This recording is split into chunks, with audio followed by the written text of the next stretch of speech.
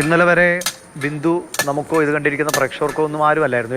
ഏതോ ഇടത്തെ നമ്മളെപ്പോലെയൊക്കെ തന്നെ സാധാരണ നിലയിൽ ജീവിക്കുന്ന ആളുകൾ. പക്ഷേ ഇന്ന് ബിന്ദു കേരളത്തിലെ ഓരോരുത്തർക്കും അറിയുന്ന ഒരാളായി മാറുന്നത് ഈ സംവിധാനം മുഴുവൻ ഉറച്ചു വിശ്വസിക്കുന്ന, അല്ലെങ്കിൽ നമുക്ക് വേണ്ട രീതിയിൽ സുരക്ഷിതമായ ചികിത്സ കിട്ടും, നമുക്ക് വേണ്ട കാര്യങ്ങൾ ഒരുക്കുമെന്ന് പ്രതീക്ഷയോടെ എത്തുന്ന ലക്ഷോപലക്ഷം ആളുകളുടെ ഒരു പ്രതീകമായി ബിന്ദു മാറുന്നു. ആ സംവിധാനത്തിലെ പിഴവ് കൊണ്ട് ജീവൻ നഷ്ടപ്പെട്ട ഒരാളായി ബിന്ദു മാറുന്നു എന്നതുകൊണ്ട് ബിന്ദു നമ്മുടെ എല്ലാവരുടെയും നമ്മുടെ ഒരു പ്രതീകമാണ്. ഒരുപക്ഷെ ബിന്ദു ആയി എന്നത് മാത്രമേ ഉള്ളൂ. അവിടെ ഇത്ര കാലം ചികിത്സ തേടി എത്രയോ പേരുണ്ട്. നേരത്തെ പറഞ്ഞ പോലെ അത്രയും ബെഡുകളുണ്ട്, അത്രയും രോഗികൾ അവിടെയുണ്ട്.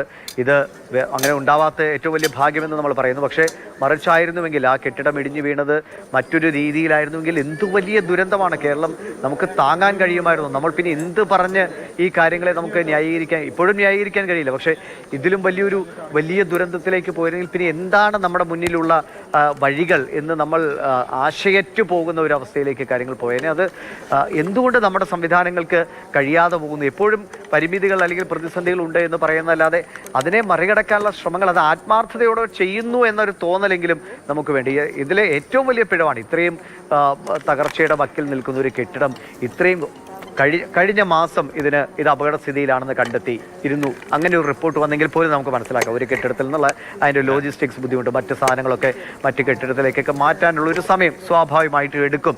കഴിഞ്ഞ ആഴ്ച മാത്രം അല്ലെങ്കിൽ കഴിഞ്ഞ മാസം മാത്രമാണ് അത് ദുർബലാവസ്ഥയിലാണ് ആ കെട്ടിടമെന്ന് റിപ്പോർട്ട് വന്നതെങ്കിൽ നമുക്ക് മനസ്സിലാക്കാം. 12 വർഷം മുൻപ് ഈ കെട്ടിടം പൊളിച്ചു നീക്കണം, അത് മെയിൻറ്റെയിൻ ചെയ്യുക, അത് നന്നാക്കി എടുക്കുക, അറ്റകുറ്റപ്പണി ചെയ്തെടുക്കുക എന്ന് പോലുമല്ല, പൊളിച്ചു നീക്കണമെന്ന് വിദഗ്ധർ ചൂണ്ടിക്കാട്ടിയിട്ടുള്ള ഒരു കെട്ടിടം 12 വർഷം ഇപ്പുറം പ്രവർത്തിക്കുകയും ഇന്ന് രാവിലെ പോലും നമ്മൾ കാണുമ്പോൾ ഈ കോൺക്രീറ്റ് ഇളങ്ങിയും കമ്പി തെളിഞ്ഞും കിടക്കുന്ന കെട്ടിടത്തിൽ മെഡിക്കൽ സ്റ്റോർ അടക്കം പ്രവർത്തിക്കുക, മറ്റ് രോഗികൾ ഉണ്ടാവുക, അവിടുത്തെ ശുചിമുറി നിരന്തരം ഉപയോഗിക്കപ്പെട്ടുകൊണ്ടിരിക്കുക എന്ന് പറയുമ്പോൾ എത്ര ലാഘവത്തോടെ മനുഷ്യജീവനുകളെ അതിൻ്റെ ഉത്തരവാദിത്തപ്പെട്ടവർ കണ്ടു എന്നതാണ്. അതിന് ഉത്തരം നൽകാൻ ഇനി എന്തൊക്കെ പറഞ്ഞ് ന്യായീകരിച്ചാലും, നിങ്ങൾ എന്തൊക്കെ രീതിയിൽ ഫണ്ടുകളുണ്ട്, നമ്മൾ ചെയ്തുകൊണ്ടിരിക്കുന്നു, ആ കേന്ദ്രം വന്നു, ഈ കേന്ദ്രം വന്നു, സെൻറ്റർ ഓഫ് എക്സലൻസ് എന്നൊക്കെ പറഞ്ഞ് ഏതൊക്കെ നിലയിൽ നമ്മുടെ സംവിധാനങ്ങളെ ന്യായീകരിച്ചാൽ ഈ 12 വർഷം മിണ്ടാതിരുന്ന പിഴവ്, അതിന് ഒരു ഉത്തരവും നൽകാൻ നമ്മുടെ സംവിധാനങ്ങൾക്ക് കഴിയില്ല.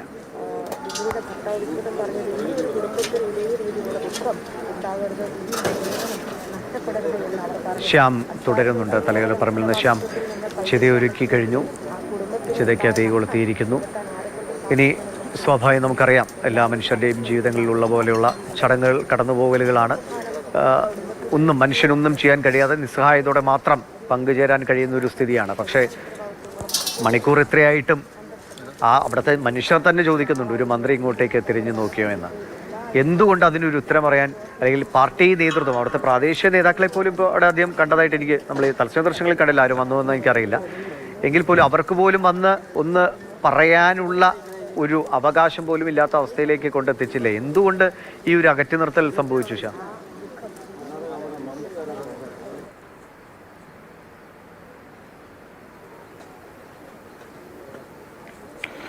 തീർച്ചയായിട്ടും അതിന് ഉത്തരം പറയേണ്ടത് അവർ തന്നെയാണ്. കാരണം ഏതെങ്കിലും ഒരു മന്ത്രിക്ക് ഇവിടെ എത്താമായിരുന്നു, അതിനുള്ള സമയം അവർക്കുണ്ടായില്ല എന്നതാണ് ഏറ്റവും പ്രധാനപ്പെട്ട കാര്യം.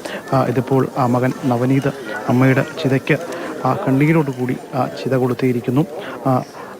ഇനി ആ കുടുംബത്തെ സമാശ്വസിപ്പിക്കാനായിട്ട് എത്തുമെന്ന് മാത്രമാണ് പറഞ്ഞിട്ടുള്ളത്. പക്ഷേ ഇന്നലെ നടന്ന സംഭവമാണ്. ഇന്നലെ നടന്നപ്പോൾ 24 മണിക്കൂർ പിന്നിട്ടിരിക്കുന്നു. അതിൽ ഇന്നലെ തന്നെ മന്ത്രി VN വാസവൻ്റെ പോസ്റ്റ് നമുക്ക് വായിച്ചാൽ തന്നെ മനസ്സിലാകും അദ്ദേഹം ആ പറഞ്ഞതിൽ എന്തെങ്കിലും ഒരു ഇതുണ്ടോ എന്ന്. കാരണം അദ്ദേഹം പറയുന്നുണ്ട്, തലയോലപ്പം സ്വദേശിനിയായ ബിന്ദു എന്ന വീട്ടമ്മയുടെ ജീവൻ നഷ്ടമായി. എന്തെല്ലാം ആശ്വാസവാക്കുകൾ പറഞ്ഞാലും ആ കുടുംബത്തിൻ്റെ നഷ്ടത്തിന് പകരമാകില്ല. അമ്മയെ നഷ്ടമായ മക്കളുടെ കണ്ണീരിന് മുന്നിൽ ഒന്നും ചെയ്യാൻ സാധിക്കുകയില്ല എന്നും. എങ്കിൽ ആ കുടുംബത്തിന് തണലായി ആശ്വാസമായി ഞാനും സംസ്ഥാന സർക്കാരും എന്നും ഒപ്പം ഉണ്ടാകുമെന്ന് അദ്ദേഹം ഫേസ്ബുക്കിൽ പറഞ്ഞു. പക്ഷേ അദ്ദേഹത്തിന് പോലും ഇവിടെ വേണമെങ്കിൽ ഒരുപക്ഷെ വന്നു പോകാമായിരുന്നു, അതുപോലും ഉണ്ടായില്ല. കേവലം ഒരു ഫേസ്ബുക്കിൽ എഴുതിയിടുന്ന കുറിപ്പ് മാത്രമായി അവരുടെ ആശ്വാസവാക്കുകൾ ഒന്ന് ചേർത്ത് നിർത്താൻ ഈ പറയുന്ന മന്ത്രിമാരായിട്ടുള്ള ആരോഗ്യവകുപ്പ് മന്ത്രി, സഹകരണ മന്ത്രി ജില്ലയിലുള്ളതാണ്, മുഖ്യമന്ത്രി ഇന്നലെ ജില്ലയിലെത്തിയതുമാണ്. ഇവരാരും ഈ പ്രദേശത്തേക്ക് എത്തിയില്ല. ഇതിപ്പോൾ ചിതയ്ക്ക് മകൻ തീ കൊളുത്തി മടങ്ങിയിരിക്കുന്നു. നാട്ടുകാരും പൊതുപ്രവർത്തകരും മാത്രമാണുള്ളത്. ഇവിടെ CPM പ്രാദേശിക നേതൃത്വമൊക്കെ ഉണ്ട് എങ്കിൽ പോലും അവർക്കൊന്നും ഇത് സംബന്ധിച്ച് കൃത്യമായ ഒരു ഉത്തരം അത് തരാൻ ഇല്ല. സ്വാഭാവികമായിട്ടും അവരെല്ലാവരും തലതാഴ്ത്തി നിൽക്കുകയാണ്. ഇവിടെ കൂടിയിരിക്കുന്നവരടക്കം ചോദിക്കുന്ന ഒരു ചോദ്യമുണ്ട്. സംസ്ഥാന സർക്കാർ പ്രതികരിച്ച് ആരെത്തി, മന്ത്രിമാരാരും എത്തിയില്ല. ഇത്രയും വലിയൊരു അനാസ്ഥ നമ്മുടെ സർക്കാർ സംവിധാനങ്ങളുടെ ഭാഗത്തു നിന്നുണ്ടായിട്ട് പോലും എന്തുകൊണ്ട് ഇവരാരും ഒന്ന് തിരിഞ്ഞു നോക്കിയില്ല, ഒന്ന് ചേർത്ത് പിടിക്കാൻ ഞങ്ങൾക്ക് പറ്റിയൊരു പിഴവാണ്, ആ പിഴവേറ്റ് പറഞ്ഞുകൊണ്ട് അവരെ ചേർത്ത് പിടിച്ച് അവർക്ക് വേണ്ട ധനസഹായം, ആ കുട്ടിയുടെ ചികിത്സ, ഇക്കാര്യങ്ങളിലൊക്കെ കൃത്യമായ ഉറപ്പ് ആ ബന്ധുക്കൾക്ക് കൃത്യമായ രീതിയിൽ പറഞ്ഞില്ല. ഇപ്പോഴും ബന്ധുക്കൾ പറയുന്നുണ്ട്, ഞങ്ങളെ ഒരു മന്ത്രിയോ ആരും തന്നെ സമീപിച്ചിട്ടില്ല, ഒരു കാര്യവും പറഞ്ഞിട്ടില്ല. ഇന്നലെ വന്ന് കുട്ടിയുടെ ചികിത്സയുടെ കാര്യത്തെക്കുറിച്ച് മാത്രം പറഞ്ഞു പോയി എന്നതല്ലാതെ മറ്റൊരു കാര്യവും പറഞ്ഞിട്ടില്ല എന്ന കാര്യമാണ് വിശ്രുതൻ പറയുന്നത്. പക്ഷേ അപ്പോഴും തൊട്ടപ്പുറത്ത് മാറി ഈ ഫേസ്ബുക്കിലും മറ്റുമൊക്കെ സർക്കാർ ഒപ്പം ഉണ്ടാകുമെന്ന്, ചേർത്ത് നിർത്തുമെന്നൊക്കെ പറയുന്നതല്ലാതെ അതിനപ്പുറത്തേക്ക് ഇവരെ ചേർത്ത് പിടിക്കാൻ, ചേർത്ത് നിർത്താൻ ഒരു മന്ത്രിക്ക് ഇവിടെ വേണമെങ്കിൽ എത്താമായിരുന്നു. എന്നാൽ അതുണ്ടായില്ല എന്നതാണ് ഏറ്റവും വേദനാജനകമായ കാര്യം. ഇവരെ സംബന്ധിച്ചിടത്തോളം ഏറ്റവും പാവപ്പെട്ട, ഏറ്റവും താഴെത്തട്ടിലുള്ള ഒരു ജനവിഭാഗമാണ്. ആ ഒരു വീട് കണ്ടാൽ പോലും നമുക്ക് മനസ്സിലാകും അത്രയേറെ കഷ്ടപ്പെട്ട് പണിയെടുത്ത് ഉണ്ടാക്കിയതാണ് ബിന്ദു എന്ന ആ ചെറുപ്പക്കാരി, ആ വീട്ടമ്മ. ആ വീട്ടമ്മയുടെ ചെറിയ തുച്ഛമായ വരുമാനത്തിൽ നിന്നാണ് ഈ വീടുണ്ടാക്കിയത്. ഈ വീട് പഞ്ചായത്തിൻ്റെ 35,000 രൂപ ധനസഹായത്തോടു കൂടിയാണ് നിർമ്മിച്ചത്. ആ നിർമ്മാണത്തിന് ശേഷം പിന്നീട് ഇവർക്ക് വളരെ കുറച്ച് മാത്രമാണ് പിന്നീട് നിർമ്മിക്കാൻ പറ്റിയിട്ടുള്ളൂ. ആ വീട്ടിലേക്ക് നോക്കിയാൽ ഒരു ടെറസിട്ട വീടാണ്. തൊട്ടപ്പുറത്ത് പകുതി ഭാഗം ഷീറ്റാണ് മേഞ്ഞിരിക്കുന്നത്. അങ്ങനെ അതിൻ്റെ പണി പോലും പൂർത്തിയാക്കാൻ കഴിഞ്ഞില്ല. അതിനിടയിൽ 2 മക്കളെ പഠിപ്പിച്ചു. കൃത്യമായ രീതിയിലുള്ള വിദ്യാഭ്യാസം ഈ തുച്ഛമായ വരുമാനത്തിൽ നിന്ന് മക്കൾക്ക് നൽകി. അതിൽ മകളുടെ വിദ്യാഭ്യാസം നടക്കുന്നതിനിടയിലാണ് മകൾക്ക് അസുഖം ബാധിക്കുകയും തുടർന്ന് കോട്ടയം മെഡിക്കൽ കോളേജിലേക്ക് കൊണ്ടുപോവുകയും ചെയ്തു. ഈ കഴിഞ്ഞ ദിവസം മകൾ എത്തിയപ്പോഴാണ് ഈ അട്ടലിൻ്റെ വേദന കൂടുകയും കഴുത്തിന് ആ വേദന ബാധിക്കുകയും ഒക്കെ ചെയ്ത് അങ്ങനെ വീണ്ടും കോട്ടയം മെഡിക്കൽ കോളേജിലേക്ക് പോയി അവിടെ അഡ്മിറ്റായി. ഏകദേശം 1.5 ആഴ്ചത്തെ ചികിത്സയ്ക്ക് ശേഷം ഓപ്പറേഷൻ എന്നാണ് പറഞ്ഞത്. അങ്ങനെയാണ് ഈ കഴിഞ്ഞ 1-ാം തീയതി ഇവർ അമ്മയും മകളും അച്ഛനും കൂടി അഡ്മിറ്റ് ആകുന്നത്. അപ്പോൾ കുടുംബത്തിന്റെ മകളും തകർന്നിരിക്കുന്നത് നമ്മൾ കണ്ടതാണ്. ആ മകൾക്ക് വേണ്ട ചികിത്സ ലഭ്യമാക്കാൻ കഴിയട്ടെ. ആ കുടുംബത്തിന് ഇനിയും സമയം വൈകി കടന്നുപോയി. ആ ബിന്ദു ഇല്ലാതായിരിക്കുന്നു, ചിത എരിഞ്ഞ് കത്തുകയാണ്.